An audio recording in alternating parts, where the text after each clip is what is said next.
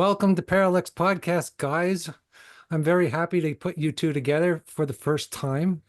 You guys are very different and very similar in some ways. I was just thinking about you both have an incredible speed and agility with ideation, and you both publish enormous books. I have them represented here.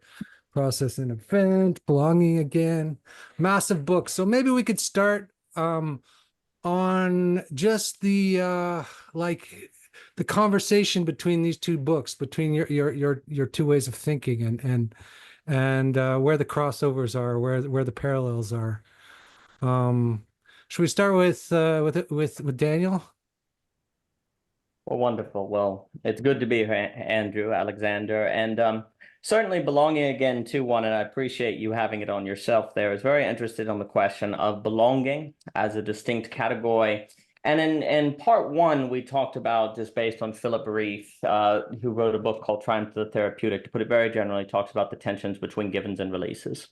When you have givens, people don't question sort of their metaphysical background by which they operate and how they go about their business, which has a certain liberation to it.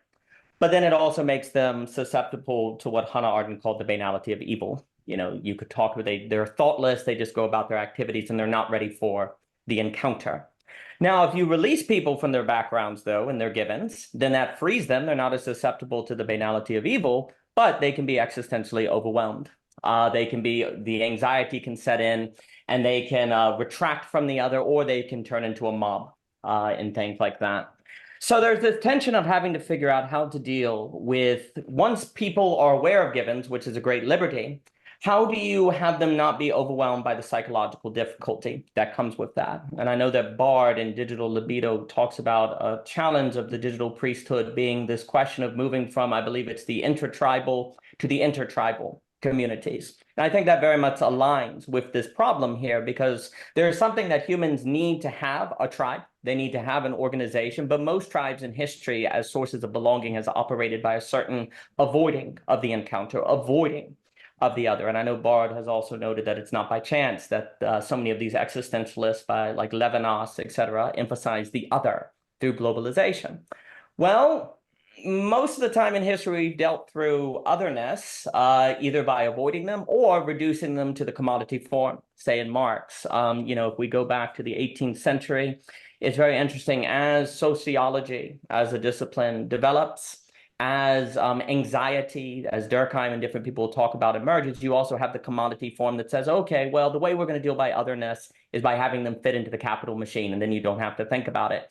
And there's some good to that. Like, we shouldn't necessarily come in and say that's bad, but we're now in the phase where we have to encounter the other, not just by that simple commodity form, in their very difference, which I think is a movement between the intertribal, the intratribal, and forgive me if I get that wrong, to the intertribal. And I think also it speaks, I was speaking, then I'll end the point, Mr. Michelle Bowens, who I love speaking with, brought to my attention a book on the Silk Roads by Paul, he's at Oxford, I can't say his name, on really going back to this tradition of saying that cultures are always from a place of... Oh, you mean Peter Franco Pound's book? Yes, that's it, Bart. Yeah. There's always an encounter that actually leads to the development of culture. And I know that Miss Quinn, talking about the world making the West, there's always this kind of idea that we're much more interrelated than we realize.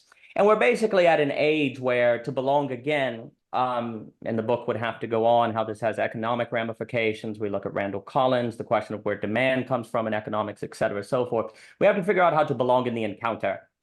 We have to, we talk a bit about encounterology, or coming against the other people, and actually in that very tension, actually find a certain belonging in that. But that's very different, and that's very difficult. There's historical precedents for it, but we need to be conscious of it and to be aware of it and do the work of what that would look like. So those are some opening thoughts where I think there may be some overlap. Yeah, I just came off a great conversation today with Jim Roth. And Jim Roth have decided to probably do 3 episodes together. He's really made the effort and read Process and Event properly and realizes how much this is groundwork for his own ideas about game B and gaming communities. And we got Max Borders on the other side here as well, involved in our movement today. We're all trying to get out of the old two ditches called collectivism and individualism. We're all trying to rework what it means to be human from a social perspective. Every one of us is doing that. What I loved about your work, Daniel, and reading Belonging Again, and we hope we'll get to a couple of other things as well in your work, because actually it's that tiny little booklet in between there that which actually I'm really fascinated with, because you're on to how the Japanese Zen masters are dealing with Hegel, which is like where I'm moving next in my work. We'll see if we get there today, but let's stay with this idea of human beings as social creatures, human beings as flock animals, the worst case, but how we deal with that. So what we did in Pros and Event was that we went to data anthropology, because we can finally do social sciences now, because we can actually do science on data from human beings, which is data anthropology. And we discovered that the paleontologists were really onto a great idea here called the sociont. So the sociont is ontology and social mixed into one. So this is the idea of an original nomadic tribe. And what happened was that for a period of about 120,000 to 150,000 years, long before Homo sapiens turned up 40,000 years ago, but certainly a period long enough for it to have dramatic evolutionary effects on the human population, especially as the human population grew and shrank and grew and shrank several times over during this period. But life did not change, fundamentally did not change. That means we can say that human beings have lived for a long historical period, undeniably in a nomadological state, meaning we're constantly nomadic, we try to survive, and nothing can be anything but the eternal recurrence of the same. Now, what will be the benefit of having such a long historical period with the eternal recurrence of the same is the only ideology in town? The benefit is that you create something that has a certain size that's very solid, and we should see it reflected in our own genetic makeup. So when we start looking at the geneplex in human beings and how human beings behave in social milieus, we discover again and again and again that two forms occur. There's a smaller form called family, which is about the size of 40, really. There's the Dunbar number, which we now call the clan, which is actually exactly 157 according to data anthropology. Could be good to know. It is, he was literally on to 150. It's 157. Then there is the tribal size, which is the sociont itself as a whole. And the tribal size, somewhere between 1,200 to 1,500, depending on whether you count children or the elderly or not. But say max 1,500 people. And it turns out that there is no human being out there who can relate to more than 1,500 when they have to remember a face and a name. Nobody's capable of that. Even American salespeople can only have acquaintances beyond 1,500. It's called Facebook friends. But nobody else can have friends or relations in any way. And I just gave an example today with Jim that I can repeat here that I think you will love, Daniel. You can go to the island of Tristan da Cunha. It's anthropologically perfect because for 150 years, the island of Tristan da Cunha in the South Atlantic has been isolated from the outside world. They still refuse to build an airport. It's basically two Pentecostal Christian cults. They have two churches. And the population has never been more than 600. It's a pendulum somewhere between 300 and 600. So it goes up to 600, and then enough of the teenagers fly off to Cape Town to do drugs and go to discos or whatever, and are bored with living on an isolated island. And then it's back again to 300, and then somehow they start breeding again, and it's more than that, right? But here's the trick. Tristan da Cunha has belonged to the British Empire formally all the way through for these 150 years. The British Empire therefore placed a police officer on the island. There's one constable on the island. He's never seen a recorded crime. Not even once in 150 years. That means we can safely say that crime per se, crime as idea cannot exist unless you have a larger population than the sociont. And this is where it ties so nicely with belonging and belonging again, and the message you're talking about here, because you're really, as an American philosopher, trying to think beyond the two, ditches of the 20th century, was collectivism and individualism, and get out of them both. You're practicing it as O.J. Rose, you're raising a family, you have a beautiful wife, you do philosophy together. You do all those things, you live in the American countryside, you're out of the urban environment completely to see what it could be to like be American, rural, digital at the same time. That means you're practicing what you're teaching, and that's what a good philosopher does. And this is where I totally align with you. And what really warmed my heart was when I talked to Hansi Freinacht, the two Hansi Freinacht guys the other week, and they said, yeah, Pros and Events really are a starting point for our next book. the Socium, the concept of the Socium. They're also on the liminal web now, those two guys, working on what does it mean to be a human being and to allow yourself to be social, to be individual, rather than end up in the two traps of individualism and collectivism.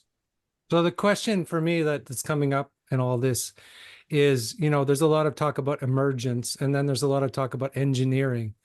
So how do we, if this is the case, that this is the perfect size of a community and the best size of a community, is that something absolute? And how do we do that? How what's the best way to do that? Well, it's not an absolute in the absolute sense, because nothing is eternal.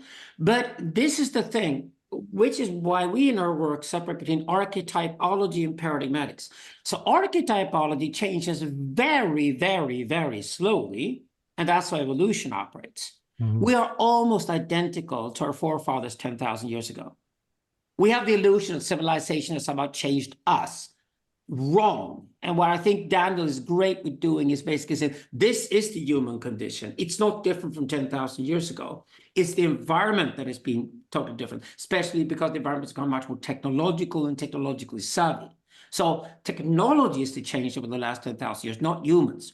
Now, we insist that humans have hardly not changed, meaning it's not an absolute, Andrew. We can sort of think of like a poetic absolute. If you're not okay, got it. Yeah, a little bit more fluid as a notion. So glacially, we change so glacially, whereas the technological environment around it is exploding of change right now. I believe Simon Critchley is onto this when Simon Critchley says the revolution is now becoming possible because the revolution is permanent and it's technological.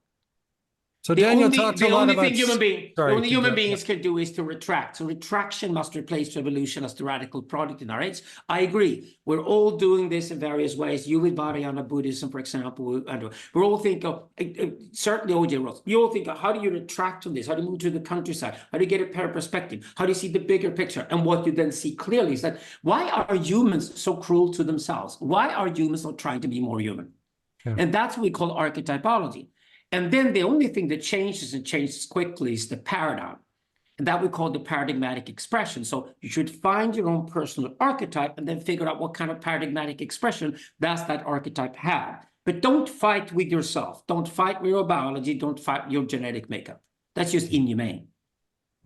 Yeah. So there's a way that we have to, there is a nature, or is there not a nature? I mean, there's a way that we have to reconcile with our limits, and like a Socium is a limit as well, right?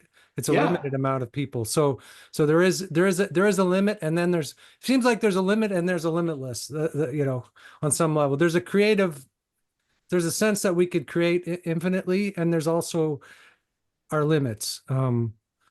Anyway, maybe pass it over to Danny. We tried to change human beings in the 1940s. We called fucking Nazism and Stalinism. They utterly failed. Please don't ever do that again. Yeah. So we have no understanding what it means to be human. We're struggling with our own subjectivity constantly. The number one thing here is humility.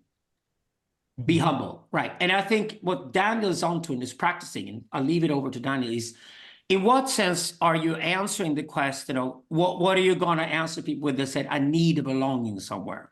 What is your answer to that question? Because in my work, it's men's work that I'm doing with other men, but over to Daniel. So how do you feel yourself practicing a belonging that actually makes sense to people? Excellent. And correct me if I'm incorrect, but is it paradigmatism? That is this tension between technology moving very quickly and biology moving very slow. And there's a dialectical relation between paradigmatics and archetypology. So we keep them separate categories. The paradigm is easily identified as the current technological environment you're living in. For example, we had a shared story 30 years ago because mass media dominated the world. This is just simple Marshall McLuhan being Hegelian. Today, that story is gone. We all got subcultures fighting each other out with conspiracy theorists and astrologists, everything everywhere, and there's no turning back. It's called the internet. Yeah. So to me and Jim Rutt, the internet means a possibility to create game B communities, but it's also a necessity because otherwise we don't find belonging and meaning anywhere. That's the return of the socialist. That's ironically what's going to happen because the socialist what human beings go to and go back to and hang on to intensely when everything else breaks down. Is it fair to say that the Socium, and then on the question of belonging, I'll get to, is it fair to say that there is something about we need to identify our archetype and align with it? But there can be a tension where the paradigmatic shifts make it increasingly more difficult to recognize the archetype or to align with it or find fittedness. Is that a fair tension in your work?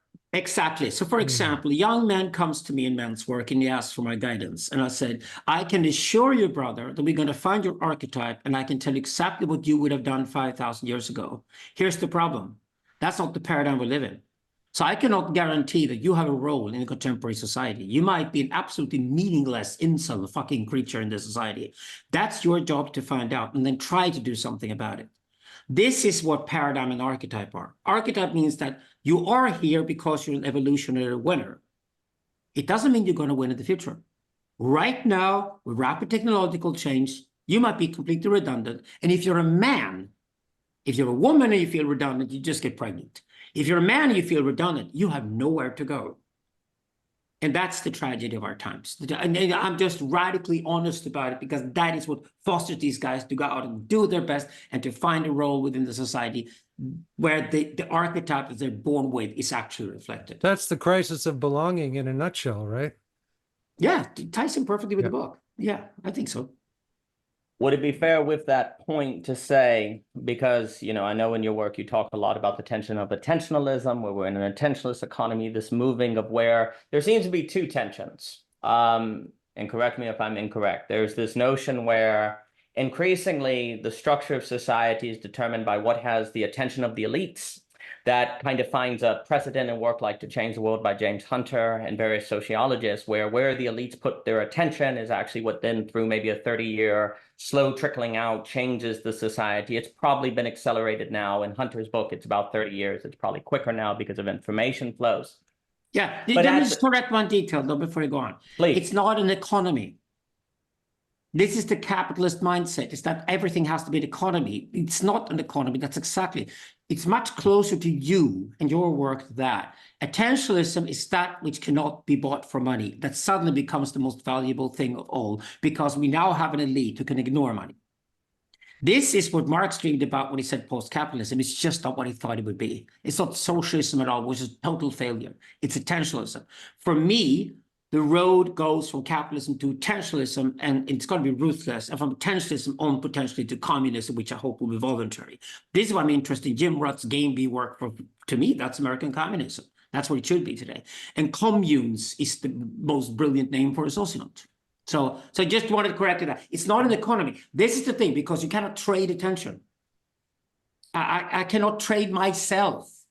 I can only trade services or products that I make, but I cannot trade myself. And this is where it's going so closely to my eyes, my ears, and media trying to occupy my attention. This is where they take that I will have to fight back. I think the real revolution is going to be when people realize that they can have algorithms, they can have AIs that are personified for them. Like your kids.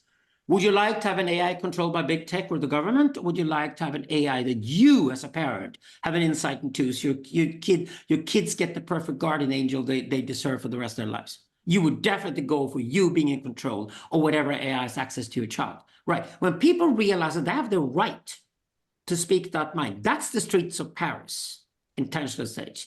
And this is why I put both big tech and government and all those guys in Versailles and said, let them do their thing. They're gone with their thing. But they're not going to be the end game of this all. The end game of this all is going to be the people rise up and say, listen, I want a personal AI and I want algorithms that reflect me and challenge me the way I want to be challenged.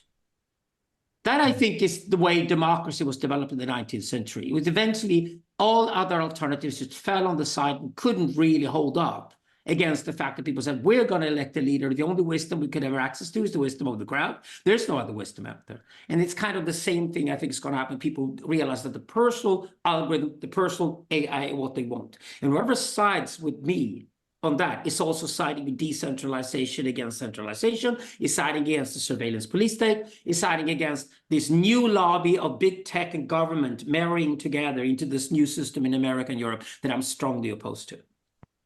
Mm-hmm. I believe somewhere you mentioned the idea of using the algorithm to make you confront your faults, not all the things you like, but the things that you don't realize you're weak in that you need to confront. I certainly hope that we can do that to our children. I think another term you use is ethics of interrelationality, I believe is a term. And it's certainly to use algorithms to train ethics of interrelationality or to help people deal with these tensions is something that if we're not giving attention to the need to use the algorithm for, it will do its directing for us and probably just make a lot of these problems that are being described worse.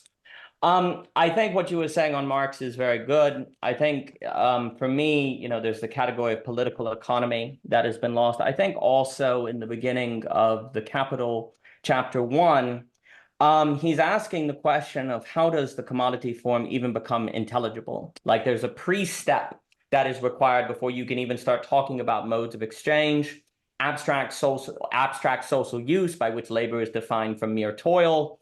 And the reason why that's important is because if that is so, then there is a pre-rational or what I'll call a non-rational, I guess someone like Peirce may take an adjunction step that must be made on how we interpret the world before the world can present itself according to what I'll call the situation of capital. Now, within that, as you know, there's the endless debates between the labor theory of value and the value form theory, which comes first, et cetera, so forth. Well, there's an entire sociological horizon in which both of those take place that if you're not paying attention to, you skip that first step.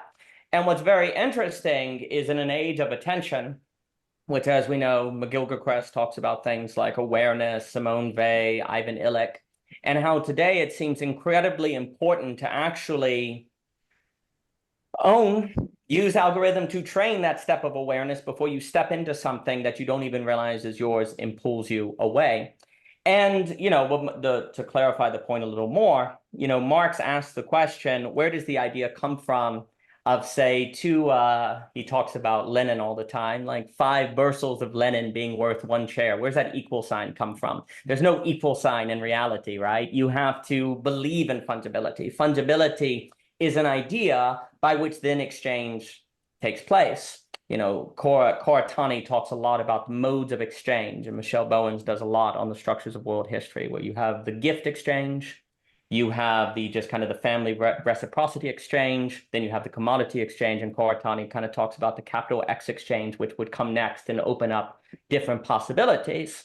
Basically, it seems to me, and I'd be curious how you would respond to this, in a world where everything is grabbing your attention or, you know, working against your attention or making it increasingly difficult to do that, what's really, really important is actually maintaining that space between the mechanisms that are controlling your attention, to be consciously aware of this pre-rational, non-rational choice by which you decide how reality is toward you. And to the question of how I find belonging, what belonging means to me, is I basically think it's impossible to find belonging if you can't handle the encounter of otherness. Belonging is not merely staying in the same place, nor is it doing what you like to do, nor is it, et cetera, so forth. It's about a certain No, I agree. That's a nightmare. So, yeah. For example, I give it when we work with Spotify here in Sweden, which says by throwing in randomness into the playlist, people preferred it instantly. So that was like 19 out of 20 people loved randomness to be thrown into the playlist.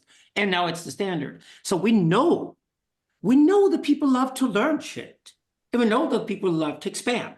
And when people describe love as the eagerness for somebody else that you love to expand as a human being and not shrink, everybody gets it. It's universal understanding of what love is. So I totally believe. My mom is 90 years old currently. She's got pneumonia. She still loves to learn shit every day. It's like 90 years old, still loves to learn new shit every day. That is so humane. So we know this. So people will go to those things. Now, if you knock somebody's self-confidence out, which you do when you create a lower class in a class society, then you tell them they're worthless. And because they're worthless, it can be nothing but at best slave labor. And if they're not slave labor any longer, not even that, we call them a consummariat.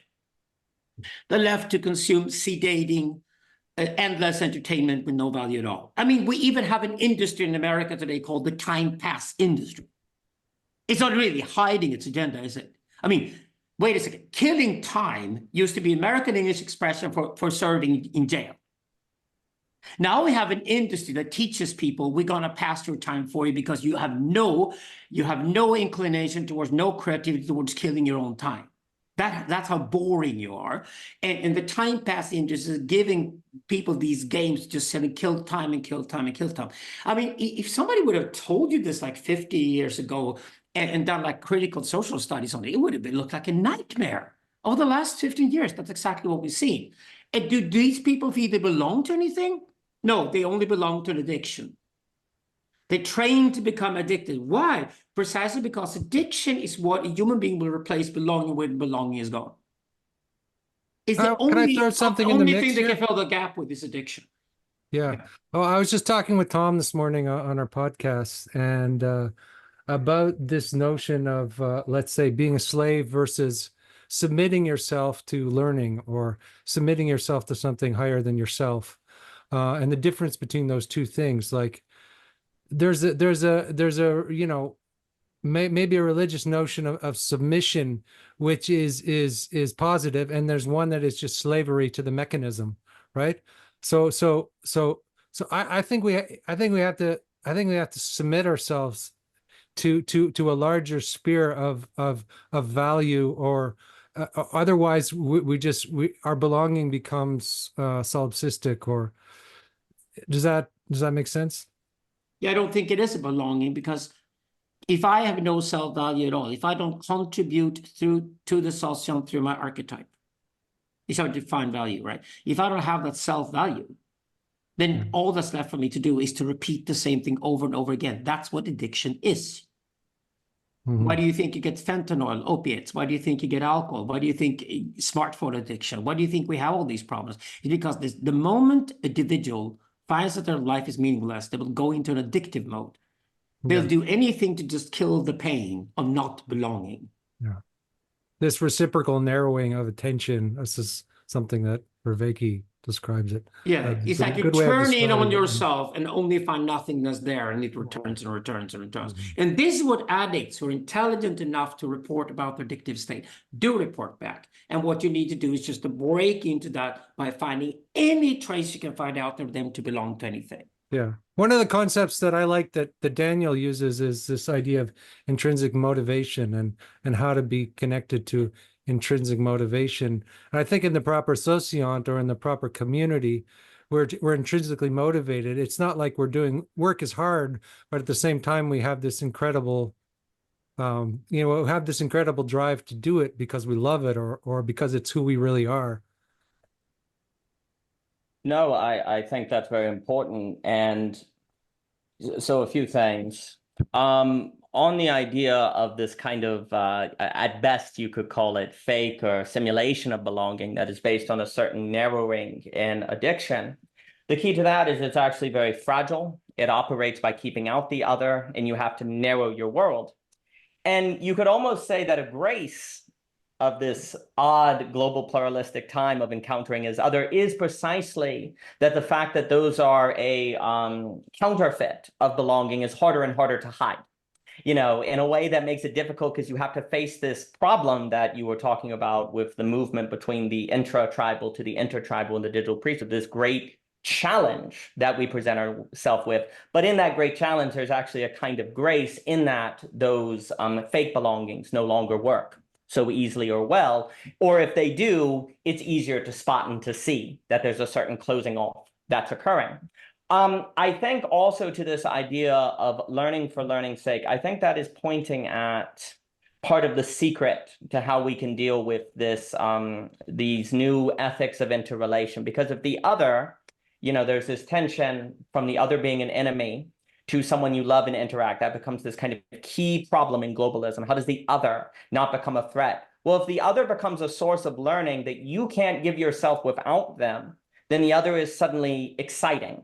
You could say, and this is also why I think more relational metaphysics, which have many forms, are very important, because the other, if they are overly stressed as separate, unknowable, then they can't be a source of learning. But if instead maybe, we make the distinction between unknown and unknowable, well, if they turn into something unknown, oh, it's exciting. yeah, there's tensions, there's difficulties, and there's challenge, but there's a certain quest that the other presents you with. You know, the example. It's Bonita Roy. This Bonita Roy's work. It's putting relation ahead of the relata. And in this case, and we only begun the revolution of going towards relationalism. Yeah. We only begun to think time rather than space. We only begun to think relations rather than relata philosophy. We're just the beginning of that journey. Bonita Roy's work is all about this. It's like I am in the encounter with the other, expanding myself. I'm expanding through the relationship with the other. Or a simple little trick I teach guys when I do men's work. You know, always have space in your life for a new friend. Always. Yeah. Okay, so you're polyamorous. That means having space for another lover, right? But I mean, when it comes to men's work, is like always a space for a new brother to walk into your life and take you over and be your best friend, right? So always have that space, which means you're opening to the other. And the funny thing is, once you go into that mode, it's not going to be your neighbor. It's not going to be who you expected. It's not going to be the most predictable thing, because that will not be the new friend. The new friend will literally be somebody who expands you. And this is trying to get people out of the Socium. So the work on expanding the Socium, to me, is the biggest and most important philosophical project ever. And people during the Bronze Age realized this. The funny thing with the Axial Age that everybody celebrates so much, I don't. I think the Bronze Age, where the golden era of philosophy just didn't have a lot of fancy guys with big names, but what happened during the Bronze Age was that people started thinking, how could we challenge people to encounter something bigger than the Socium and not kill each other? That was the big Bronze Age question. And that means they started imagining empire, they started imagining cities, they started imagining nations, they started imagining anything bigger than 1500. Could that be sustainable? Because they knew that if they moved in with other people that were more than 1500, the other was overwhelming, they started killing each other. Well, that's maybe the question. Like you started this off, Alexander, talking about how on this island nobody was killing each other because there was a proper relationship of scale, I guess. They were less than so the whole big question 1500. really is scale at the moment. It was scale all along. Since the Bronze Age, along, the yeah, biggest philosophical question since the Bronze Age has been this priestly question. How do we tell people a myth, noble lie, whatever you want to call it, but you have to. How do you give people a myth that makes them believe they're not going to kill their brother? This is Levinas, this is Derrida, this is what Europe had to deal with after Hitler. Of course, after 1945. Good. The ghastliest thing that ever happened, the industrialization of pagan mass murder. Okay, we need to do better than that and hopefully not get back there again. Now, this is exactly what these Jewish thinkers in 20th century Europe starting addressing this question. Daniel is one of their sons, is certainly picking up on that heritage. And that question starts with this fundamental question. So what is my relationship to the other? Bonita does the same thing. What is my relationship? Can I prioritize relation before Allah to me? Can I prioritize relation before me?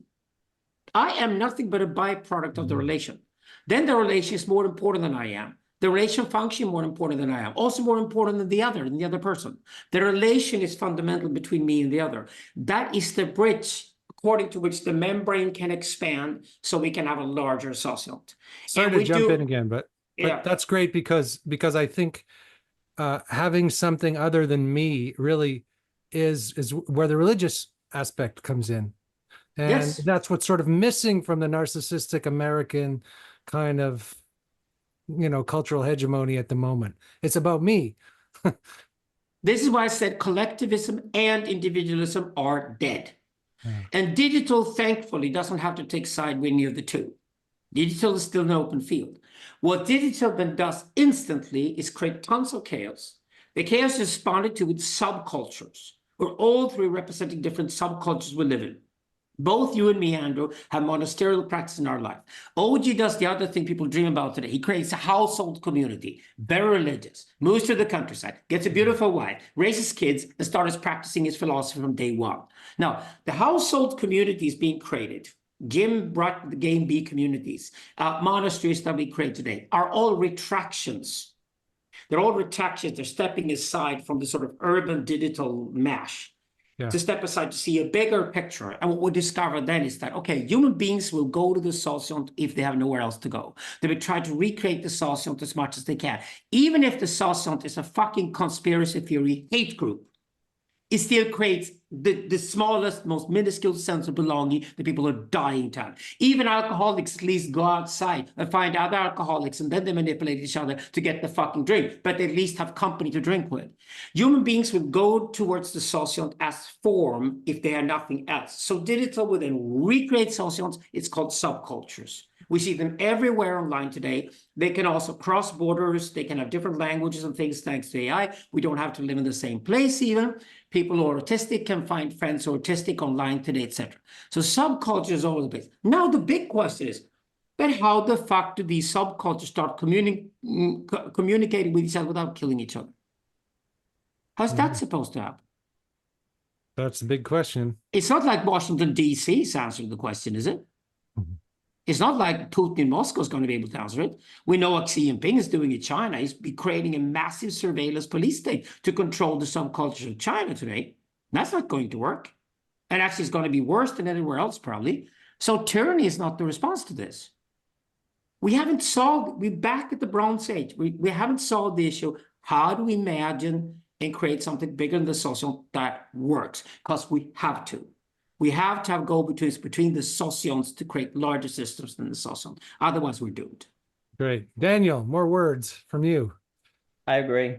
I think also where Alexander was pointing to friendship is very important, because there's something about friendship that is critical here. There's a way, though, in which we don't have institutions or means to formulate ourselves into friendship. We're just told to be friends, but we actually don't know what it is. But friendship has something where the relation is primary. Before I go on to that, though, I wanted to note, I think it has to be something like friendship that is kind of pre-rational or non-rational. It becomes the kind of basis by which thinking occurs. What we've tried to do that has just led to conspiracies and all these smaller fragments is say, well, people need to be more rational. Well, actually, because there's a pre-rational act that is always snuck in there, all that means is people create more and more of the internally consistent system that they are in that doesn't solve the problem of how do we not kill one another. And then you say, well, let's just free people from rationality. Well, then you have other problems that come with that, with non-rationality and et cetera, so forth. So there has to be this question of how to make people from these different groups interact without killing one another. If the relation is primary, that's the beginning. And then two, you could argue that there is, in a sense, experiential evidence that the relation is primary, precisely when, say, in a philosophical discussion, you start having ideas you never had before. There's a different experience of time. If Lee Smolin and all that is correct, that time is primary and more time-space than space-time, you go, wait. And then critically, I was speaking with Matt Segal. If we need to associate value, I know Zach Stein and Gaffney talk about opening the eye of value. If value is more of an experience of time, which is a certain mode of awareness that one goes into by time, then that very experience is actual value, not merely, say, the commodity form. And then, funny enough, I would argue that's actually what people are looking for when they are searching for belonging. But if they don't know of it, if they don't have places or infrastructure they know to have that experience, then they settle on various counterfeits, like we've been talking about. There's something also where the relation has to be primary, to use an Nassim Taleb term that I do like, is basically when you were talking about the addiction, those are counterfeits of belonging that are very fragile. And most belonging in history have been fragile, not anti-fragile. They have been things that if you encounter, there's no possibility of an ethic of interrelation because they're too fragile to go through the process of learning that ethic and being formulated. It breaks too soon, right? And then we kill each other. So if we're going to have an ethic of interrelation, it has to be according to an anti-fragile belonging that has some sort of expanding of the membrane, that then you are, here's the key, there's also a tension of how ethics get authority. Like if I tell you, you should love your neighbor, okay, I'll do it till it's hard, right? I'll do it until I'm obligated or you point a gun at me. But if instead in the experience of the other, you say have ideas you never had before, there's a changeable flow in time, that very experience creates an authority by which you say, wow, there must really be something to it. And this seems to be the quality of friendship. And what's very, very interesting is it's almost a throwaway comment that Alan Bloom makes at the end of The Closing the American Mind. And he's of this tradition with like a Julia Benda. He wrote a book called The Tyranny of the Intellectual, saying that colleges today had thrown away their responsibility of defending, he called it a useless space. And what he meant is the non-utilitarian, non-commodity form of learning. And he's part of that. And what Alan Bloom says is that without the humanities, friendship is impossible. And he doesn't really explain. And you're like, what? But what you see in the philosophical discussion, which is going before the modes of exchange or the abstract labor, it's into the place of the kind of awareness or towardness that you bring into a space. You see that philosophy allows this kind of interacting with the other, where they turn into an unknown, like you were saying, Miss Roy talks about, where they become this source of adventure and possibility. And you could talk almost about, Matt will talk about, Whiteheadian creativity, right? You have this sort of possibility that is sort of emerging there. That interaction of friendship seems to be what's central here. But people have to experience friendship as such to begin seeing that as a possibility by which to expand the membrane into these inter-tribal dynamics versus intra-tribal. And so then the question becomes, and I'll close it here before, is that there has to be the infrastructure by which people can coordinate themselves to so interact and to have those experiences or see exemplars of it. And in that way, if we talk about pricing as an allusion to von Mises with the coordination problem, or Friedrich Hayek with the knowledge problem, and there's always this complication of coordination that exceeds what any one person could do, you always need a kind of coordination system. There is something about the liminal web that could be a friendship or social coordination system, an infrastructure to make possible interactions where people can find one another who engage in these kind of modes to then show the transformation of the other into an unknown, to create this sort of experience of creativity that then offers an exemplar to other people to see it. Because critically, if you want to change how people are toward the world, the kind of attention that they have, the pre-rational activity, that's not, you can't do it by simply informing people. All the sociologists warn that's a matter of formulation. You have to provide an infrastructure in which people can move in and be formulated to be toward that way through creating new habits. You talked about the monastery, through different practices by which to see the world. The last thing I'll say is there's a thinker named James K.A. Smith. And he has a lovely book where it's called, the title of it, and it's a summary of his trilogy. It's called You Are What You Love. And the idea is that what we love tends to form our habits, which form our character, which changes how we act in the world. And what we love tends to be formulated onto us by the architect of the spaces we go into. So he makes the example of the mall. You go into the mall, you see a certain dress, you fall in love with it, then you create the habit of going to the mall and buying those dresses, right? So the spaces you go into formulate your loves, works on your loves on a kind of subconscious or whatever language we want level, which then works on your loves, which works on your habits. So we basically have to provide new infrastructures by which people can be formulated differently to create habits of friendship, which again, friendship in this way that we are describing is not mere association, not mere you should do that. It is actually maybe it was, I don't recall who said it. Well, maybe it was Jonathan Rowson, who said, what we need is a party we don't want to leave. You succeeded once you have a party that you don't want to leave, not one where you're looking at your watch going, yeah, crap. It's one where time goes by and you don't know. That is actually, I think, the experience of friendship that is necessary for people to formulate in a different way with different habits that can start to work against this problem. But perhaps this is what I wonder. I want to add something to that, Daniel, Please, if I can just jump in. Please. I just always think of Ivan Illich when he talks about friendship, because that was the center of his philosophy. Totally. And what he said about friendship was, it's not just a party that you don't want to leave. It's that you're able to tolerate the intolerable in the other as well, right? Because we're all sort of intolerable, right? So there has to be a kind of a tolerance, right, to people who we disagree with, or who we have to keep that tension there. So again, it's not just a saccharine type of friendship, right? But I think that's exactly right. And just as a quick note, and I'll give it to Alexander, is that's one of the reasons why we actually haven't been able to do friendship, because we have treated friendship like something that's always nice. But what are the skills of handling the real, handling the surprise, the limitation? These are philosophical skills. These are actually being able to work through things and different things. The example I make is based on Dante with Beatrice, is that Beatrice is not a lover relationship. It's primarily a friendship relationship, actually. They're not married. And there's this notion that Dante has to work to the place where he can handle more and more of Beatrice's smile as they ascend. He has to work on himself to be able to handle more of the relationship, or he'll be reduced to ash, like a Lovecraftian creature. We have not thought enough about love always having the craft in parentheses. You know, love always has the potential of a bursting forth that reduces us to ash. But that's why there is something abyssal, something difficult, something hard that is required, and why you would need infrastructure to work people through that place to get used to it. If you don't do that, if you don't have those guides, if you don't have those practices, then friendship will not be anti-fragile, it will be fragile, and it won't address the problems that we have been tracing out. I think we got three words here that actually we share that are almost identical. It's called church in the case of Daniel, it's called Sangha in the case of Andrew, it's called Anjuman in my case. We all picked religion. So religion, because religion is pre-rational, that's precisely what it's returning, big time. I totally agree with you. I think the problem with the last 400 years was capital is in itself rational, highly rational. Computers came along, rational. Zeros and ones, rational.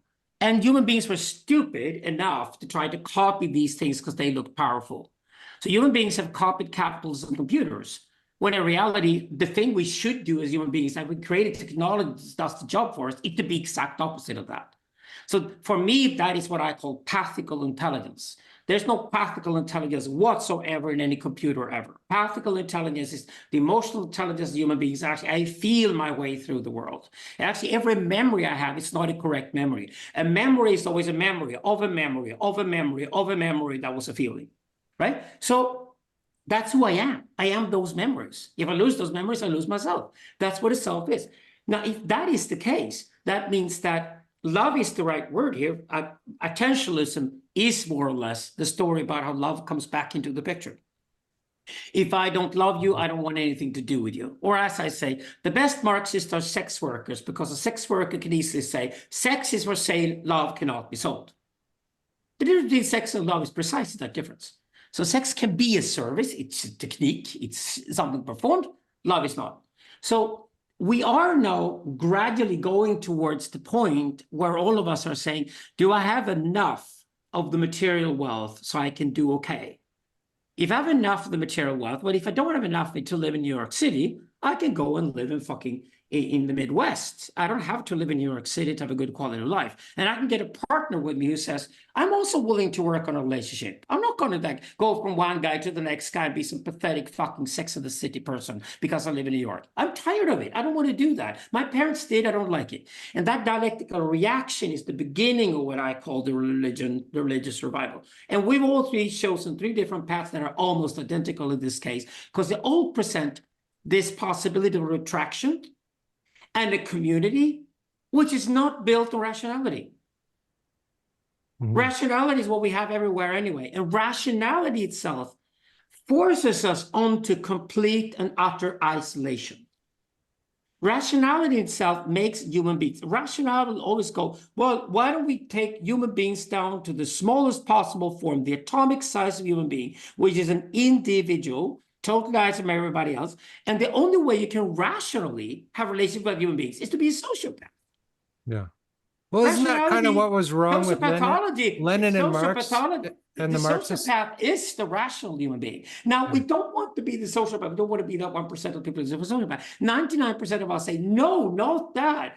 But that is where capitalism took us. Like if capitalism is now grabbing us by the collar and saying, is there anything in your life which is not for sale? And the answer to that question is, yeah, my calendar is not for sale. Start from there. And then from your calendar, from now until you die, you start looking, from now until the decision I make. Is this going to be dictated by me being a slave labor, working hard, making money, and then dying? No. Right there is intentionalism.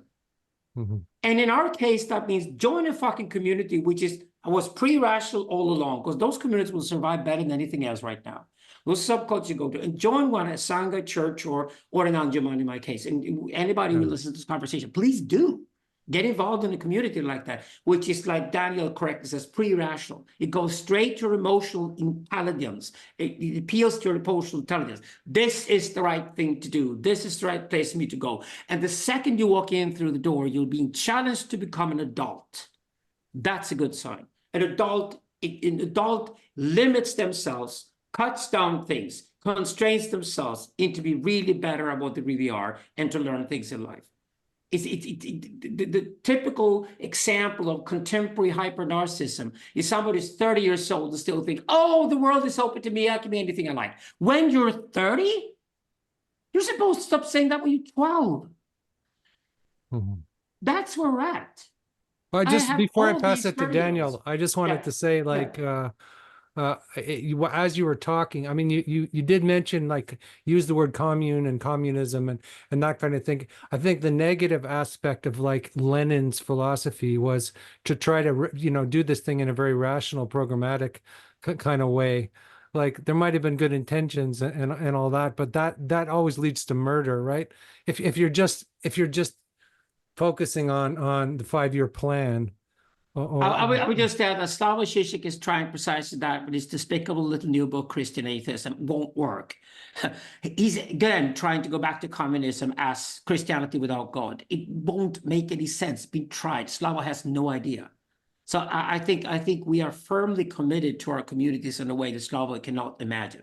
Well, the thing that bothers me about Christian atheism is, like, why would you want to have Christianity without the Heavenly Father or without that sort? It seems like it's the worst of all worlds. It's like dead religion. It's the worst of all. Anyway, these guys are too lazy to go to Eastern spirituality because I think you find the answers there. But that's my response to it. Christianity can certainly renovate and reform, so can Islam. Totally for it. But in my case, the choice was Eastern spirituality. Okay. To find that community that I can believe in. No, first, the idea of the sociopath as what you end up with rationality that denies the pre-rational, I think, is very important. I think conspiracies are very rational. And one of the things we do is other the conspiracy so we can continue to align ourselves with an autonomous rationality, as I'll call it, which ultimately has to be auto-cannibalistic. As you know, I'll talk about with David Hume, inspired by Norman Kim Smith or Donald Livingston, is the idea that he opens the treatise on human nature basically saying, may anyone who denies, he doesn't say it this way, but anyone who denies the common life, the kind of basis, the pre-rational, may they be consumed in the horrors of a philosophical melancholia that gradually devours them. Yes. And that basically is the meaning crisis. What David Hume, a lot of people read David Hume, in my opinion, as kind of like a trickster. He's just saying some funny things that we all know is not true. But really what he's doing is going case by case by case to show that, say, causation, the self, etc., cannot be rational all the way down. It ultimately relies on a pre-rational act. He talks about, when he talks about ethics, moral laws have to be based on sentiment. He's not saying that there's no ethics. He's saying that there is an emotional intelligence you can't get from theory to life. Also, critically, that I think comes out in Mr. Hume's essays, is a concern of rationality that is not based on something pre-rational, non-rational lived as being what would unleash, he calls it, he actually talks with Livingston on total war, because people from a distance can use ideas to control everyone or people because they're not there. But if ethics always has to be based on common life, then there is fundamentally a limiting principle there. A king far away can't tell you what's right or wrong because they're not part of the basis of they cannot have a pre-rational experience to determine what's rational for you. So it sets limits on power. It's what kids today call skin in the game. So just yes, absolutely. Yeah, exactly. Yeah. Absolutely. And so David Hume, unfortunately, a lot of that Scottish Enlightenment has not been appreciated, in my opinion, as the warnings of autonomous rationality. And if we accept what an Adorno or a Horkheimer in the dialectics of the Enlightenment warn, that the Enlightenment leads to your world wars and totalitarianism, they had a point. And in fact, Mr. Hume basically points out, he says, in the past, if some king wanted to go to war, they had to convince you that this war would help you get food, it would help you get something for you. But now I can come along and say, you need to join a war to fight for justice, for freedom, for democracy, et cetera, so forth. Well, he refers to that basically as the philosophical war, and it makes it possible to have total war because it is no longer bound by common life, by lived experience. And so it unleashes power in a very problematic way. And we basically have had to go through everything that Hume warned about, and now we're at this age going, should we do that better? But one of the things we are tempted to do is say, well, maybe if we just have the computer do our autonomous rationality for us, then we'll be set.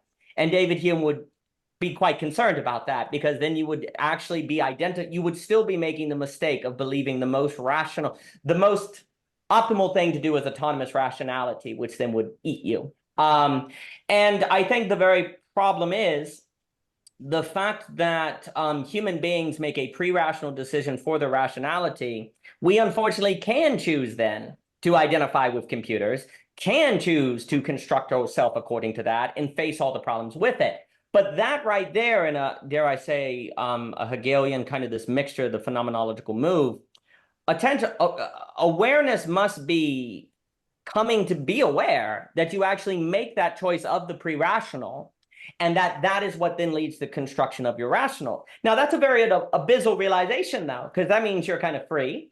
That means there's a lot of difficulty. Well, what do I choose to identify with then? And what if I choose something that my neighbor doesn't choose? And what if the John over there thinks I'm crazy? And there's a certain, fear. Like if you, just reading philosophy, if you're not getting paid for it or working at a university, everyone around you can think you're nuts, unless you're part of a socialization that understands that use of time, right? Well, basically, to talk about the revelation of the pre-rational is precisely then to open people up to having to make a choice that they couldn't rationally justify to other people if they choose other pre-rationalities.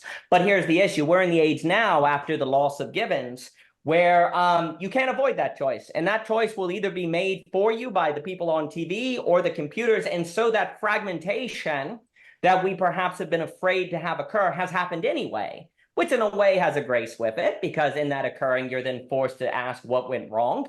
And in the same way, I do think of Mr. Ebert's work here on freak theory, where the very reaching an age of rationality hitting its own limits as what it can do as autonomous, or attention of the computer realizing that's ultimately going to lead to some sort of auto-cannibalism.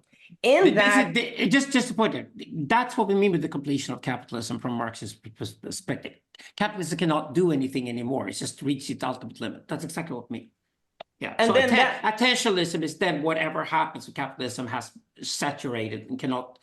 Everything that is for sale is not for sale, period. Yeah. Right. And I was wondering, Daniel, just if I could add something here, if you're talking about the unconscious, because I think when Freud was going on his trip to New York with Jung, he said, we're bringing them the plague, right? And that is opening up this incredible, uncertainty or.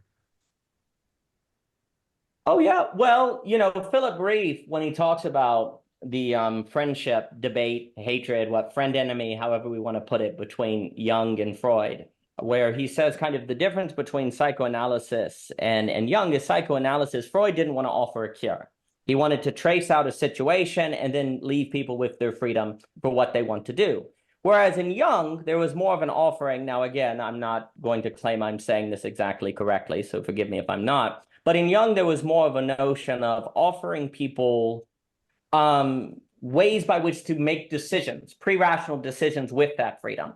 And Freud didn't like that, because psychoanalysis was not in the business of offering a cure. It was simply to open people up to the abyssal, if you will, and then people set free.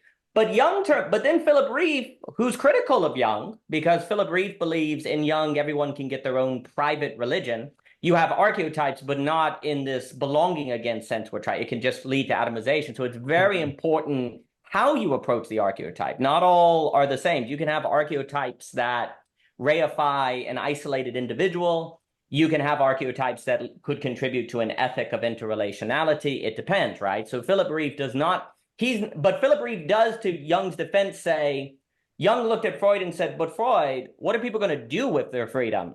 Once you set them free, what are they going to do with it? And Jung did not feel as if Freud adequately addressed that, which then meant people would probably end up in the mob. People would probably end up joining a mass or a banality of evil, because there has to be the training, if you will, the institutions by which people can know what to do with that freedom. If you're open up to radical uncertainty, well, let's look at Mr. Pierce. What did he tell us in Ethics of Belief? He told us that the main function of belief for people is basically to get rid of that existential itch in their head, right?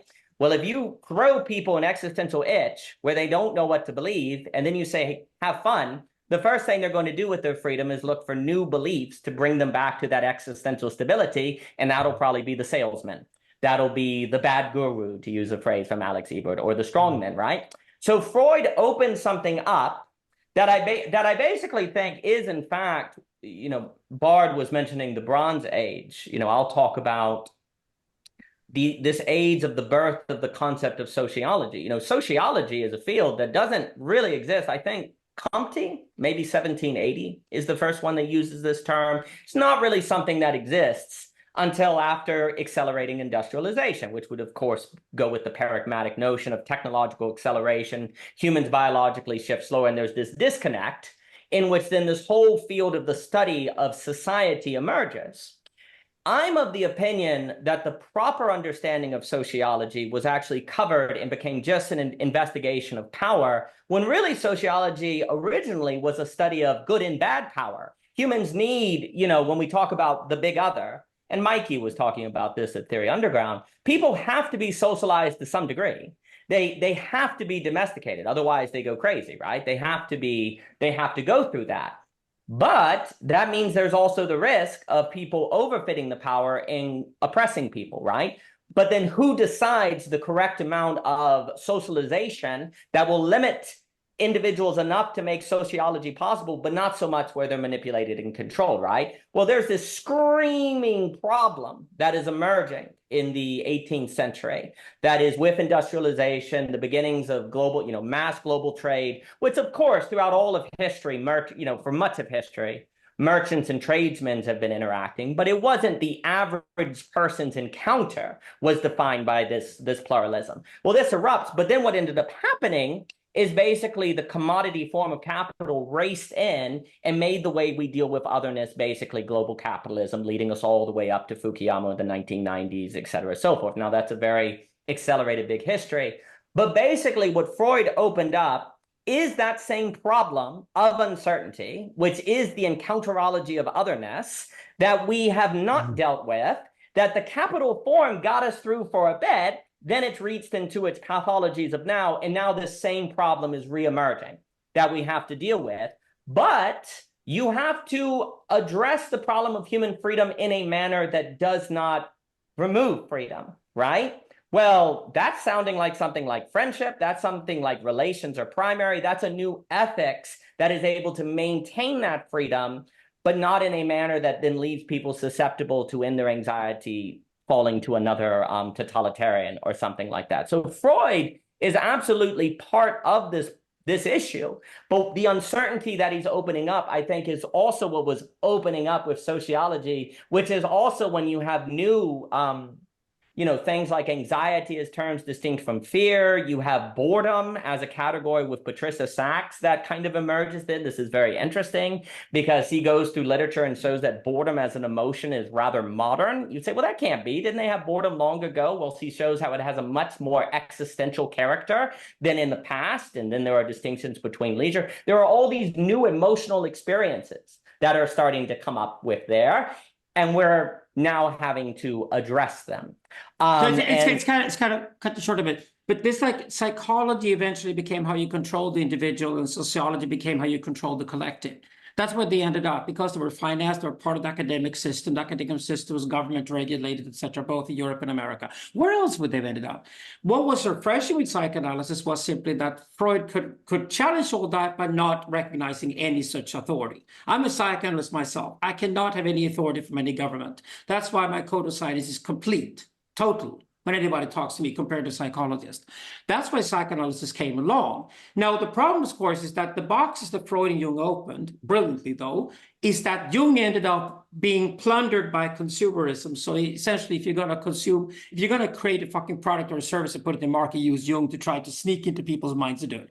And on the other hand, the marketing bosses of the companies, the ad agencies, all studied Freud. It's what's that American series? Mad something, whatever. Yeah, I Mad think Men. it's Well, Mad yeah, Men. I think like Yeah, exactly. That's Hollywood what, got Jung, and maybe the advertising industry got Freud or something like that. yeah, exactly. Yeah. So, of course, they were plundered because they were wise men. They were plundered intensely. Now, the heritage we're sitting with today is what I call social analysis. So, I think sociologists was termed to try to understand they could never have stayed neutral in the first place. What I would like to do then is do social studies of society as a whole, directly on the unconscious or the collective subconscious and the collective unconscious. I have three categories in my work: consciousness, subconsciousness, and unconsciousness.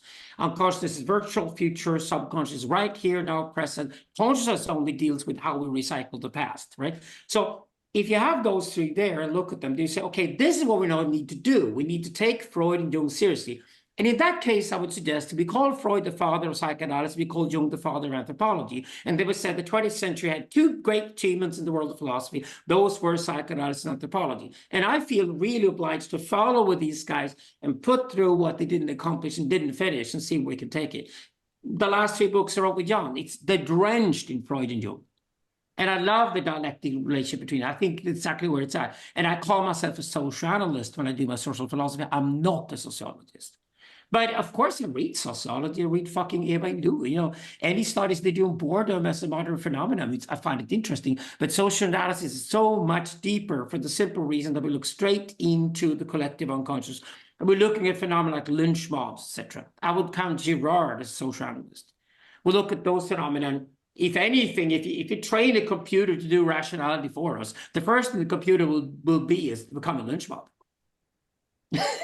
Right. Again, Right. it's like I mean, social rationality is the lynch mob. That's the problem. because finding a scapegoat is very rational.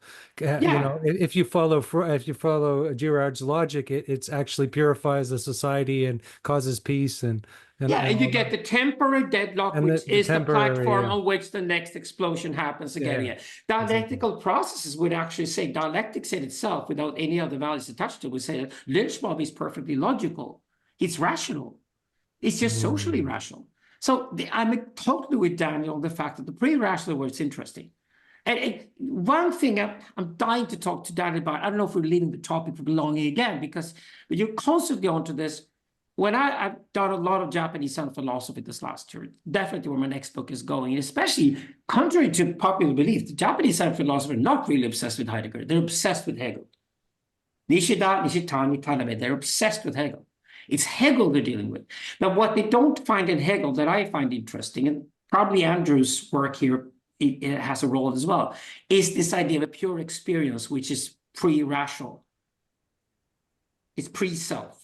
It's pre-conscious. Mm-hmm. And that idea is not there in Hegel. Hegel deals with the loop of the loop that's gotten started. Oh, I'm glad you said that, Yeah. Alexander. And it's absolutely right. Hegel does not disqualify. It's just that what is pre the Hegelian whole process kickstarting is that pure experience. When you go through the meditation, when you go to that state, self drops out of the picture, consciousness, all this is, it's not even consciousness. It is pure subconsciousness. Yeah. Well, Because I consciousness is always thought, conscious of something, but this is not conscious of anything. And that's the point. Mhm. And I'm interested in Daniel's take on that, because you've written beautiful little books here already, Daniel, which I think points to you as a future existentialist philosopher, to be honest about it. What do you got to say to your defense or whatever, Daniel, or to your attack or whatever? How did you get interested in pure experience? And obviously it's not in dialectics, it's pre-dialectical. Well, honestly, one of the things, I guess, just as a personal experience, maybe 15 years ago, and before I do that, I appreciate what you were saying on the social analysis versus the sociologist, because basically I'm of the opinion that what should have been sociology was eclipsed by basically power hunting or conspiracy hunting or people controlling and tear things down without an idea of what to replace it with, as opposed to really an analysis of necessary dialectical tensions that compose society. That was overrid quickly. And now we're in an age where, perhaps precisely because sociology departments have been saturated, to use Ebert's language, with this conspiracy power hunting, that it's falling apart, it's not sustainable, and there's this question of, was something missed? And it's like, yes, there's a different tradition of thinking about sociology that I think socioanalysis as a term is quite good. But maybe 15 years ago, I was sitting, we helped run an art gallery venue and performance place for 8 years. And I was sitting upstairs and I was looking at my hand. And I had a funny thought. This was before I was still mostly in economics and literature and different things. I was looking at my hand and had the funny thought of, when I turn off my brain, it doesn't actually vanish. And I know that's funny, but it suggested to me that you're so used to experiencing your brain as only thinking and shrinking the hand into an object or shrinking the bookshelf into the bookshelf that if you stop thinking, all of it kind of comes together in a certain, dare I say, purity. Now, I didn't have at the time the language of pure experience, but it was interesting to me that it would seem as if there is this experience and then you choose to think, but in the act of thinking, you then experience it as if you were always thinking, like in the rational sense, right? When actually there was something prior that you can lose sight of because you're so quickly consuming the pure experience with the thought of the hand that you actually forget the hand. So that was very interesting to me. And actually going back, way back to the paper on thinking and perceiving in our first unpublished awful philosophy book called Ironically that had to be reworked for 10 years on a paper was really like, well, this actually suggests something about freedom, to use that, back then is that I actually can choose to think about the hand.